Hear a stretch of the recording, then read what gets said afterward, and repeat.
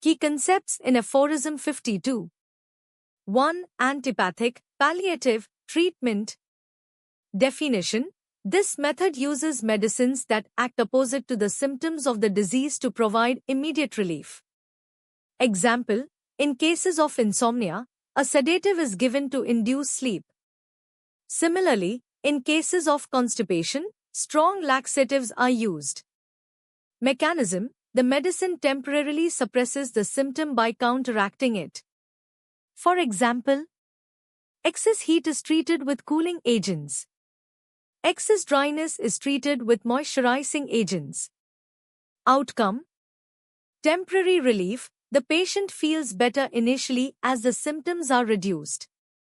Secondary aggravation. Over time, the body reacts to the opposing force by reasserting the original symptoms with greater intensity.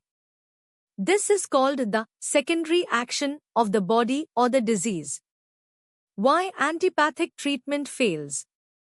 Hahnemann explains that by opposing symptoms rather than addressing the underlying cause, antipathic treatment disrupts the vital force, the body's natural defense mechanism. The initial relief is followed by a worsening of the symptoms or a new set of problems, side effects or suppression. 2. Homeopathic, curative, treatment. Definition. Homeopathy uses medicines that produce effects similar to the symptoms of the disease. Principle. The cornerstone of homeopathy is similia similibus curantur, let likes be cured by likes. Example. If a disease causes burning sensations, a remedy that produces similar burning sensations in a healthy individual is administered in potentized, diluted and dynamized form. Mechanism. The remedy mimics the symptoms of the disease, stimulating the vital force to combat the root cause of the illness. This results in a natural and sustainable healing process. Why homeopathic treatment succeeds? By working in harmony with the body's natural processes, homeopathy strengthens the vital force. It addresses the underlying cause of the illness, not just the superficial symptoms. The result is a complete and permanent restoration of health. The concept of primary and secondary action. Primary action. This is the initial effect of the medicine on the body. In antipathic treatments, the primary action is opposite to the disease symptoms, example, sedation for anxiety or stimulants for fatigue. In homeopathic treatments, the primary action is similar to the symptoms.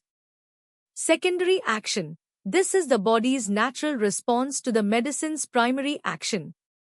In antipathic treatment, the secondary action results in the reappearance or worsening of symptoms. In homeopathy, the secondary action leads to a balance and cure because the vital force is strengthened. Illustration of Aphorism 52 with examples. Antipathic treatment. Condition, chronic insomnia. Treatment, a sedative like alcohol or a sleeping pill. Effect. The sedative calms the patient initially, primary action. However, the body reacts with heightened sleeplessness or dependency after the effect wears off, secondary action. Homeopathic treatment.